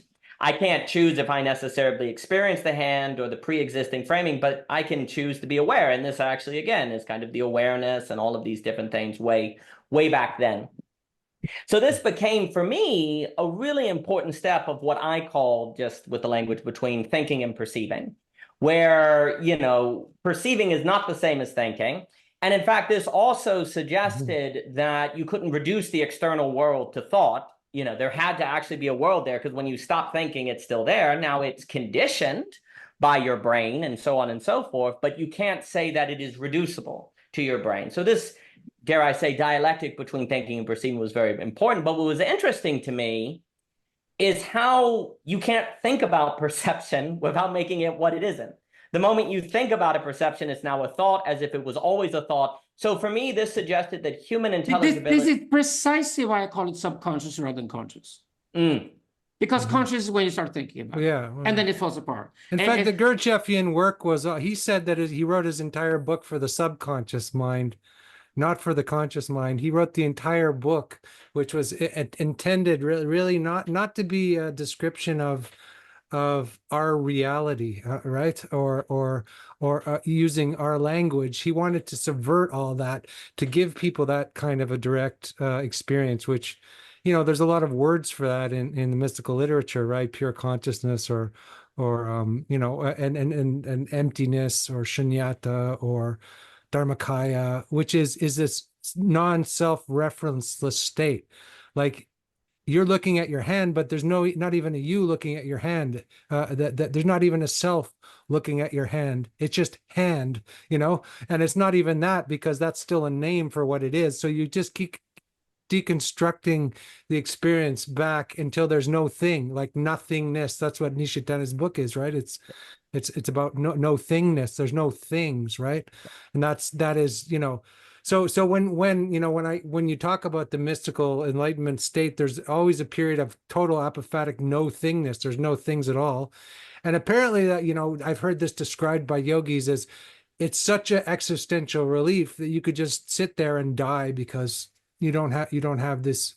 But that is actually not the last step in the mystical journey, because you have to return to the world and you have to the next step is integrating the world with your no thingness, which is always described as like something that is like so different from our ordinary experience or what we think reality is, that it's just, and we always have glimpses of that. But I think the practices that you do in these areas are to try to widen that gap between you and your hand, because we're always compressing reality to our concepts. So using concepts to deconstruct concepts, using the mind, not to be trapped in the mind. So that's maybe a bit of a ramble, but No, well, for me, please. Sorry, one more thing I want to say that I always want to say, because I always hear Freudians say, oh, it's the oceanic state, right? That people are longing for. But it's not, it's intelligence. The intelligence still exists within that state. It's not an oceanic death. It's a death of self that includes the intelligence. Wait. Freud had is no problem with the oceanic feeling at all. He said when the oceanic feeling takes over to return to Mamela and therefore become an addict, he saw the longing for the oceanic feeling as addiction. But that's the addiction was the thing that Freud attacked. Freud but has that no isn't problem, the mystical Freud has no experience of problem at all enlightenment. with Is any my religious point. experience. You can't find anything in Freud. He's a fucking Jew, for God's sake. Embrace all of it. So just to say that, correct that it's not an oceanic state true, but oceanic states are in themselves not problematic to Freud. They're not. And for me, fundamentally, you know, the bliss you can experience and total bliss experience and total ecstasy is absolutely fundamental to my religion. It's something I have every right to experience and love doing, and it creates value. It creates value all the way up to it. It creates value all the way down. And that's how you learn to do these experiences. See, when you do tantric work. So definitely, there's no problem at all. The oceanic feeling can be very, very, very, very helpful for people to experience occasionally as well. When just the forgiveness, and again, friendship offers that to a certain extent as well. Friendship they is call actually it in the comes out of tantric that. tradition, they call it liberation through bliss. It's like that's how it's described. Exactly, liberation through bliss. Excellent term. Exactly what I mean. We call it the infinite now in modern Buddhism, but it's exactly the same thing. So the name is a contradiction. That's exactly the point as well, because it's contradictory. But no, Freud does not have that problem. I just wanted to emphasize that. There you go. Yeah, back to Daniel. No, well, you know, some of the ways I think that's all very good. It's almost like the difference between, you know, Bonhoeffer has this distinction between costly and cheap grace, if you will. And it's almost like you have costly oceanic that takes a certain work and a certain practicing, but a lot of people want a certain cheap oceanic that comes from, I just find the mass movement where I feel part of. There's a costly, and when we think about beauty, because there is something similar, if by beauty we mean something deeper than merely the aesthetic, that strike of beauty, as Thomas Jockin would say, or that mystical breakthrough. This is similar to the oceanic, but it's also radically different. And one of the reasons why you could argue that spiritual practices are so necessary, or, you know, really habits formulating, as Smith talks about, is because the best of things are very similar to the worst of things, if you will. It's like the Ivan Illich, that the best of things when corrupted are the worst. So beauty, in this deeper way, is a result of a lot of work, a lot of training, a lot of going through things. And it's very similar to the cheap oceanic that leads to all sorts of pathologies. Knowing that, the very fact that that difference is so difficult to tell, though, almost like you know, wine tasters work really hard to be able to tell the differences between different shades, right? That right there could be for me at least, that right there is an indication why something like philosophy is necessary. Otherwise, it is simply improbable that you're going to be able to tell the difference.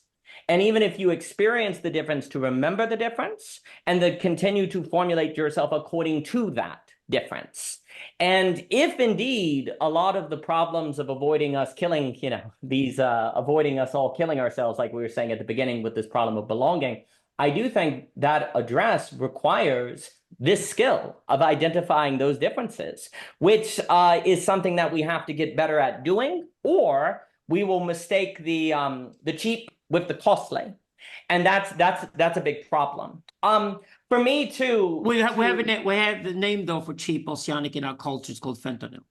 Sure. Yeah, that's what right. it is. Opiates, period. Yeah, right? and again, it's like 99% of people say, no, I don't want to go there. But that's the end of utilitarianism, which is great, because any utilitarian student ever had said, well, everybody should be happy all the time, just maximize happiness. Well, then we just put everybody in a more refined tent. And they go, really? Well, you use your rationality where it doesn't belong. Okay, that's a problem. But there's also those guys that whip themselves, like, you know, to a bloody pulp, you know, in Islamic and they go into the state of oceanic ecstasy, but it's based on pain, right? It's something, you know, that's the other extreme, perhaps. Well, let's not go into the different examples because they should be judged on their own merits, and we don't have the time for that in this conversation. What I'm saying is that we have a name for the cheap, exactly for the cheap oceanic in our culture. It's called fentanyl. And we all feel pity for fentanyl addicts to the point we almost don't care if they live or die because it's so fucking cheap to get the fentanyl high. But it's just there now in our culture. It's like internet arrived and fentanyl arrived and we have to deal with them and the bomb arrived. These are the paradigms we live with right now. Yeah. So I would say that. I think for me, again, I go back to church, Sangha, and Anjuman. Because I never heard a church or the Sangha and Anjuman say that cheap oceanic was something they offered. Capitalism offered that. Capitalism offers that. Capitalism offers the quick fix. Capitalism offers the shortcut. Capitalism was designed to try to find shortcuts and quick fixes to just about everything. And yeah, you in a way, I've got a fucking dishwasher next to me here right now. I'm so happy this fucking happy slave does my dishes every day so I can do other things like talking to you guys tonight. So it's not that the shortcuts and the quick fixes weren't good. Capitalism created enormous amounts of them. But when capitalism came to ours as human beings and our souls and approached us and starting offering the shortcuts, the quick fixes, we went for them and discovered they were empty. Mm-hmm. And in this way, of course, we live with nihilism now, cynical nihilism everywhere, because we got the quick fixes, we got the shortcuts, they didn't lead to anything. But the only answer to that is that capitalism cannot respond to my needs. Capitalism cannot respond to my wants. Capitalism cannot be what I want. I have to want something else. And that's why I wanted to start again working with you, Daniel, and with you, Andrew, to work from, for example, the difference between perception and thinking, and start from these points where philosophers have been dealing with for the last 20 years and see it now from a digital age perspective and see if we can get out of that. Because people are coming back to us and say, how about my attention? Yeah, how about your attention? What do you give attention to? From now until the day you die, what are your priorities? Yeah. And the vast majority of people can't even answer that question. It's like, I do have a priority list. I can't change it. And it might be affected. I'd love to be the stranger who challenges me to change in a different direction. But I do have a plan. I do have a plan for the next 30 years, right? Mm-hmm. So here's my plan. And I think spiritual journeys today have to start with that, having a plan. I call it exodology. I'm going to get out of here and get over there. I don't think a single person left Egypt and went on the Exodus for rational reasons. Well, it's also the terror of the situation, as Gurdjieff would say, like, what do you do to yourself when you expose yourself to hours of Netflix every day? And, you know, what are you doing to your soul? It's like, if you wake up to that, you're going to experience the terror of the situation, you know, and then you're going to want to move towards the exodology. Yeah, and either you turn off the Netflix because you can't have it, or you watch Netflix about a quarter of the time and watch the series you really want to watch. And skip the other three and get time to do other things, like the dishwasher just saved you time. I mean, well, just what you put your attention on. That's the real. Like, what are you really putting your attention on, and how intense and how deeply and how profoundly, and what are you putting your attention on all the time during the day, et cetera, et cetera. That is really like the spiritual, you know, path is based on what you put your attention on. It's moving your attention towards something more sublime than you know, or even understanding your shadow and all that sort of thing. But it's a long dialectical journey where what's time specific for us, that is the paradigmatic aspect. That's why I call digital age, right? The rest is finding your archetype and finding it again. And the first archetype you must find is your own socium. Find it. It's bigger than family. It's bigger than clan. But it's not so big you can't remember everybody's part of it. And and if you found it, you're willing to live and die for it. That's a socium to me. I love churches. I love Anjumans. I love Sanghas. I love that part of religion. I think that has to be reestablished. And I think people are seeking back to it. Even Jordan Hall just did it. Because without any of those groundings, social groundings anywhere, how are we now going to survive when both individualism and capitalism are rapidly imploding on both sides? Yeah. No, I agree with all that. So a few things. First, I was going to say on the idea that in the pure experience or these different practices, that the self kind of goes away. There's a certain dissolving that. Well, that was also something that was very interesting to me, because in the experience of the hand, I just go back to just as a personal anecdote, it was kind of a realization that that experience of the thoughtless had to come before the thought. Therefore, something you couldn't think about had to be the basis of your thinking philosophy and everything that followed, which, of course, how do you think about that? So there's a certain contradiction that arises. Now, in a way, not that I had known it at the time, and maybe I'll ask this question of Bar, because I'd be curious what he thinks of this. We all know that at the beginning of science of logic, there's this notion of you think of nothing, being, you end up in nothing. And so there's always this moving that leads to a kind of becoming. I wouldn't have known it at the time, but there was kind of, although I certainly would have greatly benefited from Hegel's articulation, there's this notion where your thought has to move into a certain, dare I say, error or failure. And we all know that the logic is a kind of error in order to advance at all, which the recognition of the necessity of error and that the fear of error is the fear of truth, as Mr. Hegel puts it, was very important because it meant that thought always started with a certain humility, and that recognition also moved you toward following thought versus having thought be a 1 or 0 that arrived on something.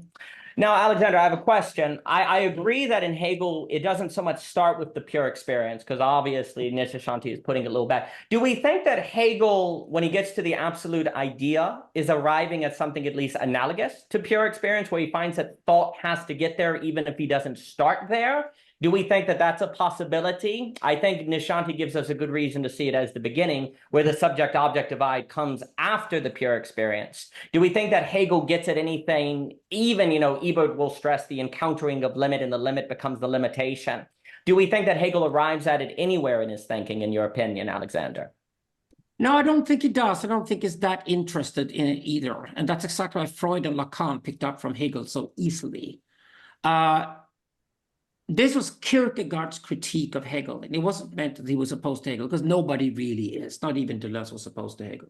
The Hegelian turn is actually when the West came to its senses and became adult. And in hindsight, we see the geniuses like Spinoza and Hume were finally rewarded for being the geniuses they were. That's what happened after Hegel. We all read Hume and we all read Spinoza today through Hegel. That's how we see their brilliance. And Leibniz too, I would add to that. But the remarkable thing is that it's not that interesting to the German idealists at all. They're not there. And Kierkegaard is interested in it. And I think his critique of Hegel is highly relevant. And anybody goes back to see the starting point of existentialism in the West starts with Kierkegaard. It certainly starts with Kierkegaard. Because existentialism is but Hegel would laugh and say, this is, of course, the perfect existential, essentially the perfect dialectical response to my philosophy. It will be the next thing you would do. You will go earlier. Like the root of the phallus to the phallus he just created. What Hegel was interested in was to think thinking. He is totally superior as a methodologist. We all owe it to him. I always tell my students, don't bother about his opinions about blacks in Africa, whatever. He didn't really take anything seriously. He was really interested in how thinking operates. So how thinking operates is what he was concerned with. He wasn't concerned with the outside world. He wasn't concerned with how we build societies. I'm a social philosopher myself. Haven't done much use for Hegel in that department. My heroes there are Nietzsche and Foucault and Lacan and other guys. But Hegel for method, totally superior, because you finally understand how thinking must operate to be thinking at all. It's like you become intelligent finally by reading Hegel. It's like, yeah, this is how you think. And the art of thinking was his big concern. And he laid it out, phenomenology of spirit, perfected in the science of logic. But he's not really interested in pure experience. I don't think Hegel ever meditated. I don't think it even existed in Germany in the early 1800s. It wasn't even considered. It didn't come from there.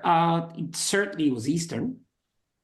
So when Hegel says the pure idea, Schopenhauer launched Buddhism in the West. I mean, yeah. The father of Western Buddhism is Schopenhauer, and after that comes Nietzsche. But more than anything, Kierkegaard saw that this was lacking in the dialectical method. He said, dialectics is there, we know what that does, and Marx was busy doing it materially instead. So basically, Kierkegaard said, okay, but what if that pure experience is there then? But I think the Japanese have perfected this art because they really, to me, Nishitani and Nishida have really managed to put the pure experience into the bigger dialectical frame and dialecticize it. I want to build from there. I want to honor them in my work, do it. And I think the proper name for that is that slight shift of consciousness into consciousness which is always conscious of something. Whereas if consciousness is just operating without being conscious of anything, it isn't conscious. I call it subconscious. That allows me also to introduce unconsciousness. But unconscious then is completely virtual to us because we don't have access to it. So the funny thing is that the conscious in my philosophy will replace the future. The subconscious will be the present because the present is always subconscious. The present is always pre-rational. The present can never be rational because as soon as you rationalize, you're in the past. You're only dealing with the past and try to throw the past into the present, into the present. That's what consciousness does. And of course, it partly succeeds, it creates a life history, and partly fails, which is, of course, the dialectical deadlock, meaning you haven't found yourself yet. And on the journey goes. But I'm interested in really looking into the momentum that David Bohm says, the holoverse, the now, and really start doing a philosophy on the now. And how weird it is that the world exists only for a brief big moment, then it's over and done with. I'm a presentist. I firmly believe this. Everything operates. That means both your future and your past are being processed in the now. So everything is contained in the now. Hegel would love it. Well, everything is contained in the potentiality of now. And even if you do virtuality, imagining the future, or if you do actuality, processing the past, you're still doing it in the present. All activity occurs in the present. This is like taking Hegel onto the next axis, I think. And it's bringing Hegel with the Japanese back into pure experience, because pure experience to me, as it is, it's just the subconscious in its pure form, without having become conscious or having constructed an object or a subject. So another term like the Indians use is Satchit Ananda, which means being consciousness, bliss. So it's not like that experience is not a mere void. Well, they don't use the English term conscious. I'm sure of that. Consciousness is a very English term, hard to translate. Well, you'd have to say what chit exactly. means, I guess. It's the yeah. I'm looking for other terminology. Being my work. Yes, something exactly. bliss then. Yes, But I don't know. I don't know if it's bliss. That's also could be a sloppy translation. I think just a very neutral state. I prefer to work in neutrality. Mm-hmm. So, but well, I mean, the point is, it's not a neutral state. It's an intelligent state. It's not a blank state. I don't know about that. I think the intelligence arises when you start processing the past. But let's see. Okay. Let's have those conversations. I'm glad to have you guys involved in the conversations. I'm going to credit you my next book for it, because I think this is where I'm moving. And like Ebert said to me, go for the VPA theory big time, Bart, because it's fucking brilliant. He loves it to bits. And this idea of virtuality, potentiality, actuality being separated into 3 categories came out of my frustration with philosophy being sloppy, constantly mixing up virtuality and potentiality. But if virtuality has no potency, potentiality by name has potency. Why? Potency is relations. So virtuality is pre-relational. Then the present, which is loaded with relations in an entire universe full of relations, is potency. Potency. And there lies human freedom. In that very moment when you can act. So Daniel, are you satisfied with Alexander's idea of what Hegel or? Well, I think it's a wonderful response.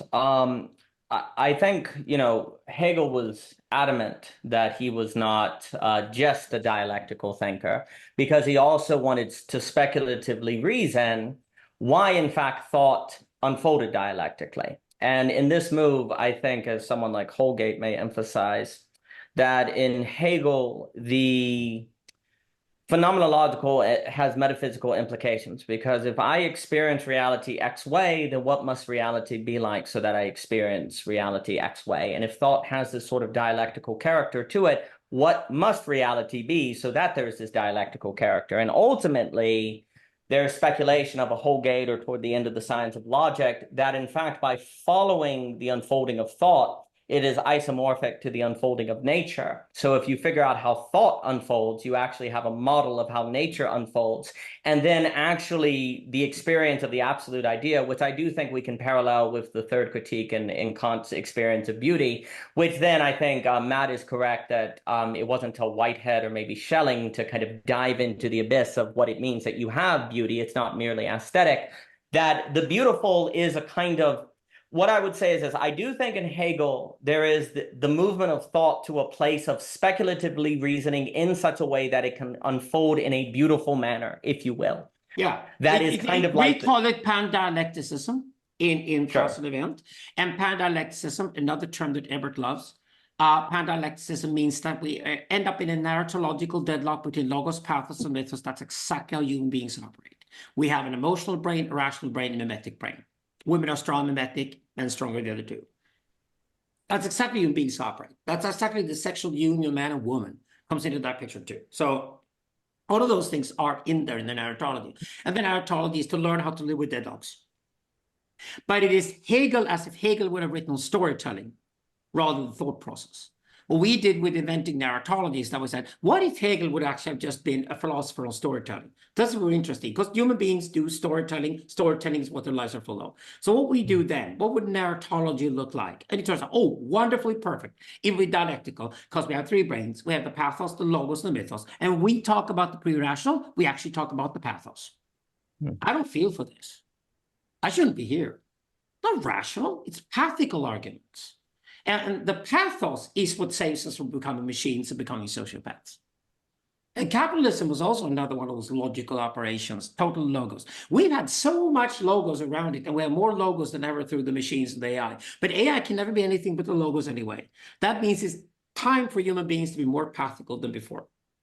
More path and allow ourselves to then therefore be different from the logos. And that's the point of working with narratology. So the narratology is incredibly Hegelian. Think of doing Hegel for storytelling, and that's exactly what we did in Process and Event. And pan-dialecticism is this, the pattern of dialectics is not only how our thought operates, it's actually how nature itself operates too. Why would it operate differently? Of course it operates that way. Yeah. It's forces. Nature is forces, fundamentally forces. Nietzsche would agree. It's forces battling out with forces. And we do it when we see these forces engaged as active agents in the world, is that we find friends through friendship, we socialize with them, and we build groups together that have projects. And we have these projects that are going to take us from point A to point B, hopefully higher in the process to something more noble. When we do these projects, we get a subjectivity which is meaningful and purposeful. So subject comes after project, and then we can look at the world full of objects, including ourselves as non-object for others. And this, by putting the project prior to the subject-object relationship, I think we really do Hegel a service. That's Hegelian, to put the project first, the product. That means also, where Ebert and I agree, Ebert has two wonderful terms for this, automaticity and problematicity. The problem for Hegel is that Hegelian dialectical process doesn't start before there's a problem. There's no point to any consciousness before there's a problem. It is a problem-solving mechanism. The self is the solver of the problem. That means when things are automatic, you don't have to react to anything at all. They can just pass by. And what you do when you meditate yourself towards the pre-conscious or the subconscious, to be in the present without a sense of self, is that you remove problems. You don't solve them, you just remove them. You take the riddles away until there's not a single riddle or a single problem to contemplate on, and suddenly you experience, okay, this is what subconsciousness is like. No. That's what I think that's well put. For so me, Hegel is brilliant at understanding the power of the problem to kickstart a dialectical process. Then he thinks it through thoroughly in science and logic. But we are allowed to think what happens before the problem. Well, the question I ask is that if the Japanese philosophy is something that if Hegel were to read today, he would reject, and I don't think he would. I think Hegel, because he's always a radical thinker of the now, is thinking from in thought and what is thought. And he's not the kind of person who's going to ask questions of pre-thought. And that's his style. Yeah. What I think he shows is if you follow the movement of thought, and thought, like you're saying, is already problematized. So he's already in the act of thinking the problem, and he gives you how thought unfolds when it is of something. And what I think it arrives at is something that is isomorphic to the beauty that we see in the third critique, which then if Nishanti comes along with the true experience, I think Hegel may say, oh, that's like a true infinity, actually. That's lovely, because there is something isomorphic about the experiences there. But I think in that movement of thought, I do think that Holgate has a good point when he's talking about on being. Hegel would suggest, as you were pointing out, if thought so develops this way, then that would be a basis for thinking nature so develops this way. And therefore, there is something to nature that has an unfolding to it in it. And what we need to do is reconcile ourselves to that unfolding and instead think the speculative idea, which I think would be, we could tie to the virtual, which is this notion of there is a potential in the present, where, as I know you'll say, that the past is more the actual, and that since the present has a potential, The question is simply its directionality, which the kind of virtual horizon that we put forth. And then what we need to do is reconcile ourselves to that, which then, of course, the funny move in Hegel is that the best way to think the virtual, if you will, is to interpret the past, is to actually look at what has been that transforms what we are now in the potential, which changes the virtual horizon by which we move into. That's kind of the funny move. Because if you say, well, let's thank the virtual for the virtuals, well, correct me if I'm incorrect, but there's this notion where it doesn't even exist, right? I know you were saying that with Tim. I call it subsist. It doesn't exist. Subsistent, that's so the correct. the virtual is, to explain to students, it's basically, the virtual is basically, if something happens to you, you know exactly what to do because you've been trained beforehand. For example, if you're an ambulance driver, then you've been trained for that to happen in the virtual. All right, you've been trained as if it could happen, you know what to do, and you did it. That is exactly what you did. There wasn't a problem to solve. You were more or less pre-programmed to act the way you did. That's the beauty of the potential in relation to the virtual. That means if you don't have a dream, if you don't have a vision for yourself, if you don't have a project with a friend, what to do with your life is utterly meaningless because there's no virtuality in your life. And that's the indeterminate. And it's scary because it's loaded with freedom. It's loaded with freedom, but not with potentiality. What we do is that we reserve the potentiality for the now because it happens in the now when you can actually act. And everything folds into the now where actually everything happens. Virtuality is just sitting in the now, fantasizing about the future and what the future could be like is virtuality. Like fantasizing about, okay, I'm going to die when I'm 30 years from now. What am I going to do in my life the next 30 years? What gives me value in the next 30 years? Oh, good exercise. Good meditative exercise, good contemplative exercise to do. Because then I suddenly realize, why am I doing that bullshit in my life? And I should do more of that, right? And I should be more with that person, skip that relation. You see all those things very clearly, right? Because you are in the potential constantly. So it's like the potential is an enormous infinite amount of possibilities that shrink down to a few you can choose in the potential now. That then shrink down to just one occasion that occurred, which is the actuality, which you must accept. Here is when Nietzsche and Hegel strongly agree. Nietzsche's amor fati and Hegel's determinism are both located in the direct past and all of history up until then. Don't dwell on it. Don't go better. Hegel and Nietzsche agree. Resentment is the person who doesn't have any dream for the future and therefore dwells the past as if the past could have been different. And even Christianity is against that. I mean, this is idea in culture that anybody who sits and dwells on the past has lost the self-confidence to even have a future. It's a poison. It's a poison for the group. It's a poison for a population, for a social, to have that person dwells on the past. Well, if only thing would have been different, then I would have been different. Well, they weren't. What happened, happened. And this what happened is determinate in Hegel. And Hegel is adamant. But right in the now, before the virtuality implodes into an actuality is the potentiality to act. And you do have freedom. You have a certain freedom in the now to act. And the better prepared you are for that freedom, the bigger the freedom will be.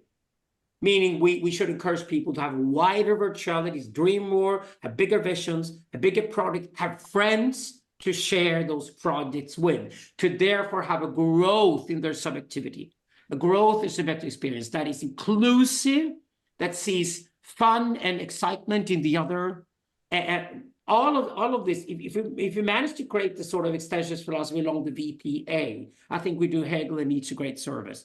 And all we need to add to that to Hegel was actually how that now is perceived in its pure form.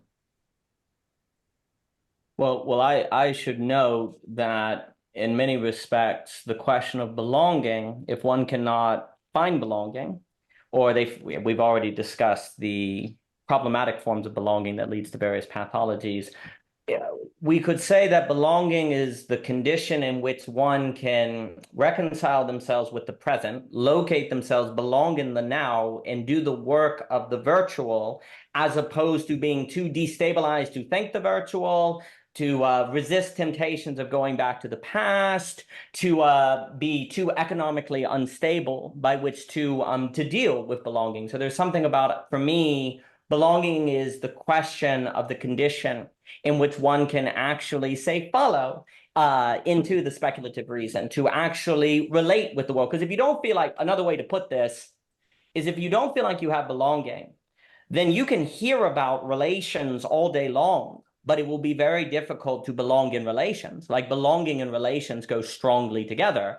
Problematically, belonging for most of history has been relation with sameness, avoiding otherness. So the question is, if we can have belonging in pluralism, which is quite a difficult work, that would be precisely whereas people can then open to relation, recognize with relation, therefore belong in the potential, and therefore do the work of the virtual, which then I should note, as you know, belonging again to one, we'll talk a lot about economics. I will talk about demand, Keynes, the problem of what I call the demand event horizon, where once demand goes out of the economy, it's very difficult to recover. It's like falling into a black hole. There's also the solo residual, where a very large percent of the economy is productivity can't be explained by fluctuations between mere labor and capital flows. Like there are all these incredible, like, seriously, we can't model these massively important parts of economics. No, we can't. Okay. Well, if that is so, then I would argue a lot of what is needed for, dare I say, a sublation of capitalism or dealing with these problems is in fact more in the realm of the imagination, more in the realm of the virtual, more in the realm of the creative. But you see, again, going back to this notion of creativity, and creativity is scary, of course. Like there's a having to go into yourself. You could become something that the people around you don't understand, and then you lose belonging. So there's a certain training that has to go into all of these things that lots of people might resist. And so we have to create places where they can't be afraid of that. Otherwise, they're not going to have the belonging. Now, a question I have, because I'll put it at you, and I know you mentioned Zizek, and in all transparency, when I was younger, Zizek, I love Zizek. Zizek had a big impact on me. In fact, I had given up on basically not really seeing anything in philosophy. After Hume and the Scottish Enlightenment, I was doing a lot in economics, a lot in literature, and these things. And then it's like, who is this guy? This is quite something. And opening up all of those different books. And he's talking a lot, and I'd like to hear your opinion on it, of basically the kind of catastrophe capitalism, because we talked at the beginning on this notion of the problem of scale. And a lot of this comes into these scale problems. And there are all sorts of different questions of what it would mean to help more and more people have belonging. A lot of what I hear him saying is the idea that people are not willing to face the fear and difficulty of creativity or the other until basically there's a catastrophe that makes them willing to. I would also associate that idea, and this may get into some of the exodology, and this we all know that social glue, the ultimate social glue is a war. Yeah. That's constant. Yeah, we know that. We can look at how horrible war is, but still see the benefits of it. Like, also, when I teach, for example, I teach the caste system is probably the most successful peace product in human history. We still don't want it in India. The Indians don't want it any longer, but you have to recognize that it worked. It worked as intended. So yes, this is true, and this is problematic, and this is part of archetypology, because we're trying now, the Paris Olympics, we're trying to theatrically stage something that's similar to war without killing each other, just to get the juiciness out of it in the sense of glue, the social glue we're longing for so desperately. But please note, these social glues are all for larger populations of Socium, but the Socium is just there. I insist that socio-ontology should be taken literally. That's why the advice, I think, for anybody here having this conversation, if you remember the words church, sangha, and anjuman as three proponents that we are in this conversation, the three of us, I think we're all strong ambassadors of the idea, find yourself an authentic socio and work from there. And I think your word belonging, if you take the EPA, belongs precisely with the P, precisely with the potential, precisely in the subconscious present. Because belonging is the word in the social for between chaos and order. The chaos of the virtual and the absolutely total firm order of the past, where hierarchy is like fixed. So precisely in the now is when you have the potential to new social relations. And they will occur if you look around yourself. The limited number of offers is good for you because then you can actually make the choice.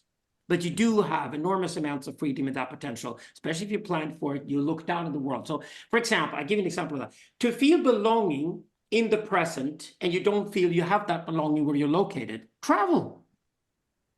Go somewhere. Get off. Take a little bag with you. Go somewhere. Dare to be alone for a while. Sleep alone at night. And then see other people who went there on their own and see what happens. And probably you start creating a new community. Because you were probably in the wrong place. You were gay in the Midwest. Well, you should have moved to San Francisco. Well, you were bored with your dog living alone in San Francisco. You should have moved to the Midwest and marry, right? So precisely by just moving away yourself, virtually moving away yourself to imagine being in another environment is a good thing for you. I call this finding this authentic socium. Can I make a little, just a comment, a few thoughts that I had as you guys were both speaking?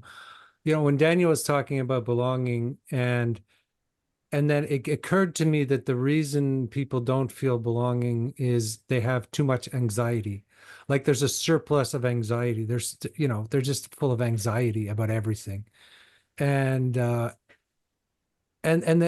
context of there's anxiety producing machines that are going 24/7. And so anxiety. So one of the reasons why I agree with Alexander about the church and the sangha and all that is it's a place. I want to go back to what I said about bliss.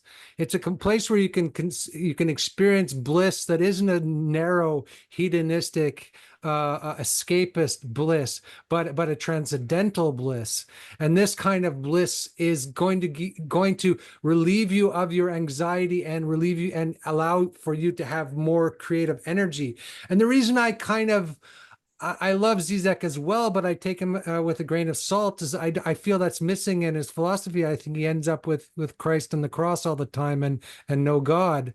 And whereas I think that we need to experience bliss, if even whether we're Christians or, you know, or Buddhists, or that is the point of these temples, and that is the point of these kind of collective experiences that Alexander is talking about. So that's what came up when I was hearing you guys talk.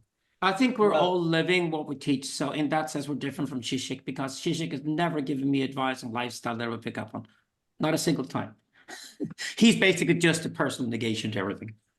Mm-hmm. How about you, Daniel? We should round this off, but I'd love to return to these conversations. I think this is fantastic. Well, thank you, Alexander and Andrew. You know, for me, so there's a few things, because, you know, if we look at, I think it's called the Great Leveling, and Studebaker was talking about this. If you go through history, you see that basically the only times where you avoid oligarchies, kind of breakdown of economic mobility, is either through a plague, a war, a revolution, or like an extinction event. And basically what is being said is that the only way you get a growing middle class, if we talk about that language, is through some leveling event, that if we want to fix all of the pathology of the economy, is like, be careful what you ask for, right? I think the challenge now is you call it, I think, the anti-syntheos, maybe, with the nuke, the atom bomb. It would be very interesting if Hegel wrote after the atom bomb, because that also kind of the possibility of these mass existential events that, you know, extinction events that can change everything, might have a sort of shift in the logic of history in different things. I'd like to add one little thing here, though, Daniel, before we quit. This is why we wrote about the Socium, the Persia, the concept in process event. And the Socium is the origin of the Messiah in Judaism and Christianity, in the Mead in Islam. Why this idea? The idea is that an event can be personification. The Socium is somebody steps in at the end of an empire before it implodes. So you have a rise and fall of a structure, and you're in the fall of the structure. It looks inevitable. It's going to collapse completely. Somebody or some function, it's not a person in Zoroastrianism, a Socium steps in and kickstarts the whole thing again before it implodes. Yeah. That's not impossible, but it's very, very unlikely. Well, this is what Christianity and Judaism and Islam are also based on. So the great thing about Western eventology and Western religion was it was based on the idea the Socium could come in, and therefore it's not inevitable that the fall is going to happen. And Hegel would agree, because Hegel says the future is indeterminate. Yeah. Now, I appreciate that comment, because that's exactly what I think we have to think now. If history tends to be a story, because as we've been circling, there's this question of a kind of unsolved problem, if you will, that today we're really focusing, that sociology is overlooked, You were talking about the Bronze Age, these things that we are kind of returning, and it seems like it really needs to be addressed. Otherwise, the logic of history, I know there's a popular book called The Fourth Turning. I actually prefer, in my opinion, I prefer the 1991 Generations book with Strauss and Howe that goes through, and there's kind of this idea of these repeating generational structures.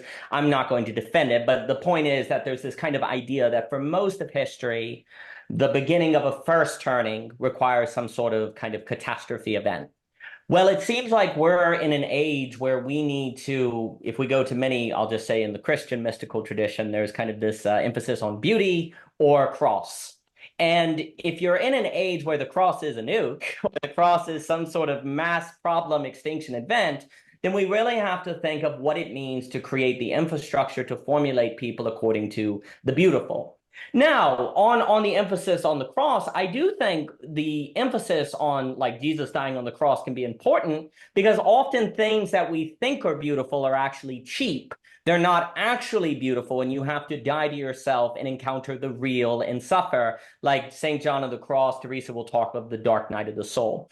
And also in a weird way, you have to, like that emphasis of a Peter Rollins or Zizek, you have to die on the cross and not even believe in a guarantee of beauty precisely so that it can work on your subjectivity, be the kind of person that can handle the radicalness of otherness. But of course, that's very odd and very contradictory. But again, if the future is entirely open, then that's how you have to be willing to face that sort of death, if you will. In fact, to be open to encountering, like you were saying earlier with Ivan Illich, to find the guy on the side of the road.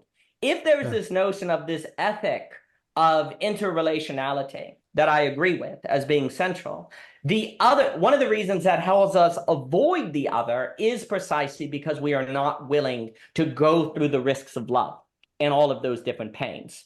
And what has always been, I do agree, especially like without going into the history of Christianity, there has always been a problem of emphasizing the cross at the expense of the mystical, or emphasizing heaven at the expense of the cross. That's what I was trying to say, Daniel. I agree with what I've got the answer to you guys. I got good news for you. My good old friend Simon Critchley, who wrote The Faith of Faithless, that inspired me to write Synthesis with John Söderqvist. Simon Critchley is publishing his big book, Mysticism, in November this year, and he's going through all of Christian mystical traditions here. So if you want to really dig into Christianity and the mystical side of it, Critchley is going to come along with it as a Nietzschean Marxist, which I think is brilliant. Okay. So it's coming around the corner. I will definitely read it intensely, and certainly I will build my work on it, because what I then intend to do is to go into the mysticism of the East. Well, as just a note, that's lovely. I'll have to read that. Because basically for me, when we talk about the mystical, which of course is always in operation because it is outside of your scope to control, you know, that is precisely the thing that the subject has to condition themselves to regain the attention that is pre-rational. Like the mystical is precisely the engine of pre-rational thought, of which, again, is the step that you skip if you jump too quickly to thinking about the hand, if you jump too quickly to economic rationality. And so regaining that terrain of the mystical, I think, is very important.